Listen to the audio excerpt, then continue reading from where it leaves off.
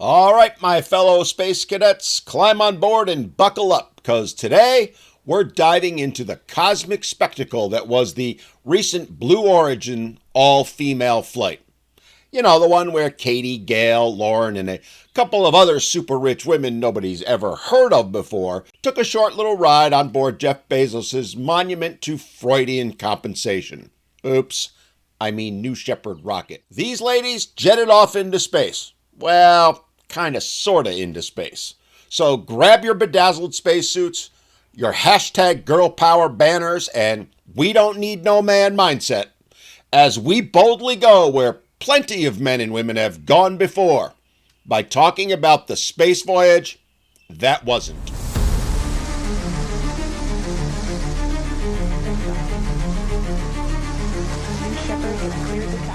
So in case you missed it, and honestly I don't know how you could have since all the news networks have been shoving it down our throats for the past week, a week or so ago, Jeff Bezos' shiny toy company launched a rocket with an all-female crew.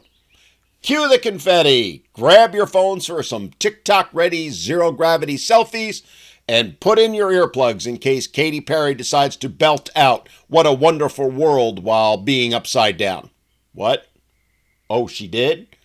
Oops, sorry. Guess I was a little too late on that one. Anyway, it's time to celebrate because nothing screams we're strong, independent women like a carefully curated PR stunt. Oh, they called it a historic moment for women in space. Me? I called it a glorified Uber ride, and one where they couldn't even be bothered to tip the driver. Let's break down this glorified amusement park ride, shall we? This wasn't a moon landing. Oh no, my friends, not by a long shot. These ladies put on their specially designed blue spacesuits, climbed on board Jeffy's little sky sausage, took off, and basically came right back down.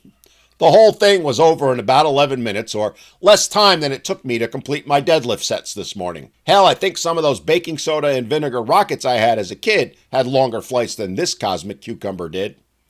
These ladies didn't actually go into orbit, didn't dock with the ISS, didn't actually go into space. No, what these stunning and brave ladies basically did was, as I said, take a glorified Uber ride to the cosmic equivalent of a scenic lookout. And now they want to be treated as conquering heroines who showed the world that women can do anything. Except, well, what it actually showed is they can't. At least not without a whole bunch of help from men. Men who they've conveniently forgotten to mention, forgotten to give any credit to. And then there's Gayle King. Bless her ever-loving heart. Poor Gayle, well, she caught some fifis when people dared to call it a ride. She screamed, "It wasn't a ride, it was a journey. We followed Alan Shepard's trajectory." Oh, honey, Alan Shepard was an actual astronaut. He trained for years, risked his life, and, spoiler alert, he didn't have a Wi-Fi installed for those selfies y'all took. He actually did what only one other man had done before, Yuri Gagarin. You see, Gayle, while you want to claim that your achievement is on par with that, the bottom line is you basically got the equivalent of a 2-day Amazon delivery on Jeffy's skyrocket peen mobile. But it gets even better. When they mocked her further, Gayle even clapped back with, "Have you all been to space?" Well, no, Gayle. No, we haven't. But guess what, darling? Neither have you. Let's be real, sunshine. You calling yourself an astronaut after this is like me calling myself a 4-star Michelin-rated chef because I happened to flip burgers at Mickey D's for 6 years back in the 80s. Now, this all-girl crew claimed that this mission, sorry, I can't even say it was a mission with a straight face, was all about female empowerment.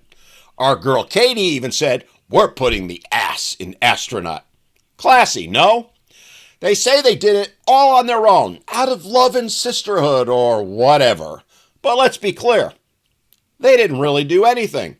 They didn't build the rocket, didn't fuel it, didn't fly it. The fact is the rocket was fully automated.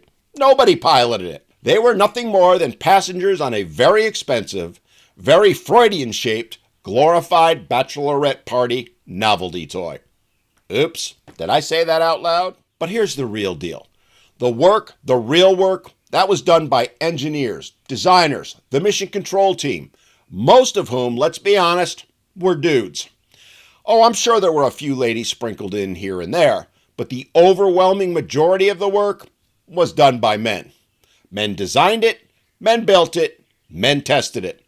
Men made sure it didn't explode like a teenage boy watching a video about someone who kissed a girl and liked it. These brave, pioneering ladies, they basically showed up, strutted around looking fabulous in their blue jumpsuits, then floated around for a few minutes while the cameras rolled, hopped out for a bunch of you go girls and self-aggrandizing empowerment. Wow, ladies, just wow. How truly groundbreaking. And since we're here, let's talk about this whole fiasco is borderline insulting to actual female astronauts. You know, actual astronaut women like Sally Ride, Mae Jemison, and Valentina Tereshkova. Not to mention Krista McAuliffe, who gave her life after training for months to go into space. These women who've trained for years risked their lives, conducted science experiments, and actually went into space. Those are the real heroines. Those are the women who should be celebrated, instead of sainting an over-the-hill pop star, a low-ratings-getting morning show host, and Jeffy's personal silicone princess who's playing zero-gravity tourist for her Insta. The former put in the real work. They achieved great things. The latter, well, let's be honest. The toughest thing those ladies did was make sure that they put their makeup on right. And hell, they probably had someone do that for them too. But hey, let's not get too cynical here. I mean, you got to admit, it takes a special kind of bravery to climb on board a penis-shaped rocket for clout, clicks, and likes, right?